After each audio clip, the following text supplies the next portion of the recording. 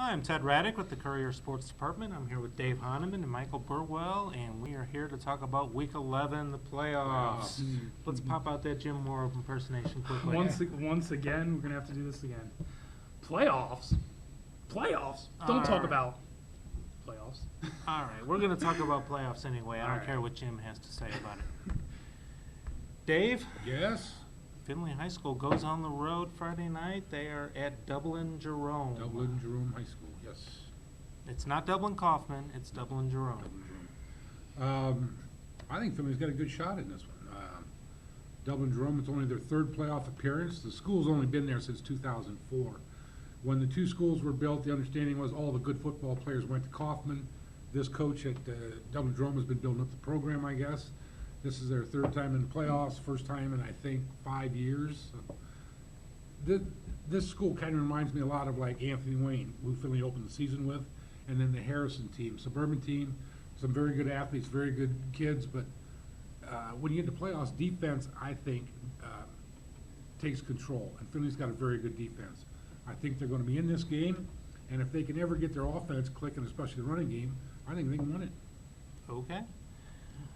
Michael, Division 4, Ottawa-Glandorf hosting Bellevue, which has a pretty proud football tradition. Yeah, they sure do. They're regular in the playoffs. Last year, they almost beat Bishop Hartley in the regional final as a 7th seed, and they're a 7th seed again this year. Boy, Bellevue can really put points on the board. They average 43.8 points per game. Their quarterback, Alec Foose, has 3,000 combined rushing and passing yards and 45 touchdowns. They can definitely put points on the board, but boy, if OG plays defense like they did last week against St. Mary's, it's going to be hard for anyone to beat them. I covered that game, and OG forced 4 turnovers, 1 for 5 on 4th down conversions. It's going to be hard for anyone to beat OG if they play defense like they did last week. That should be a pretty good matchup. In Division 6, Friday night, I will be covering Tenora at Patrick Henry. I'll talk about two teams with some pretty proud football playoff traditions. Patrick Henry back in the playoffs, 10-0 this year, #1 seed in the region. Tenora last year made it to the state semis before they were beaten by Marion Local. And they graduated a lot of their offense, but they're doing it on defense this year. The Rams only gave up 144 points during the regular season, so we'll see if Donnie Johnson and the Patriots can run past them. I think he can. Okay. Division 7. Danbury, it's always exciting when a football program, Dave, makes its first ever playoff appearance, and Danbury Lakers are making their first ever postseason appearance, but they get the Macomb Panthers, who are seeded #1. I am very happy for them, and I'm sure it will be a short playoff appearance because I don't see any team beating Macomb until state semis or state finals even. They're very, very good. And Danbury has, 18 kids? I've never been really impressed by the TAC.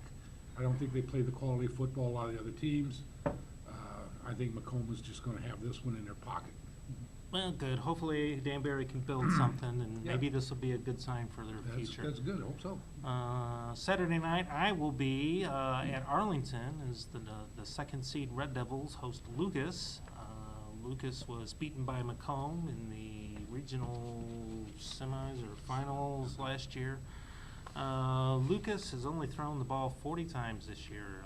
They like to run their offensive line tight. They run their quarterback up tight against the line, the running backs up tight against the line. They got 2 kids who have run for more than 1,000 yards. And if Arlington can force them into 2nd and long, 3rd and long, Lucas really isn't built for that. Very quick defense by Arlington. Leipzig is the #5 seed, Michael, and they are on the road Saturday night. They go to #4 Hicksville. Long drive way over to Hicksville, but this might be should be an interesting game. Leipzig needs to just quickly forget about that loss to Arlington last week. Get ready for playoffs, which I feel like this could be a pretty evenly matched game, or else maybe give a little bit of an edge to Leipzig. Hicksville was 7-3 in the regular season, a couple tough losses. Their quarterback also good running and throwing the ball, Jake Greer, and 28 total touchdowns as well. So this one could be interesting. I think I might give a little bit of an edge to Leipzig, but I mean they're gonna have to play well to win. Okay, and meanwhile, down in Region 28, we have Ada, and they get a home game, but all they got to do is play the defending state champion in Fort Yes. Recovery. Yes, anytime you take on the defending champion, it's going to be tough. And anytime you take on a MAC school, it's going to be tough. So Ada will have their hands full, but they picked up an impressive win over a pretty good Allen East team in week 10. Seth Conley only threw for, I think, 442 yards. Is that against it? Al- Yeah, that's Yeah. it. I mean, just your average game. So Ada might need a high-scoring affair if they want to win, but for Recovery, you got to expect them to have a pretty good defense as well. So Ada, that'll be a pretty good game as well, I feel. Okay, be sure and check thecourier.com for all the playoff results this weekend, and we'll see you later.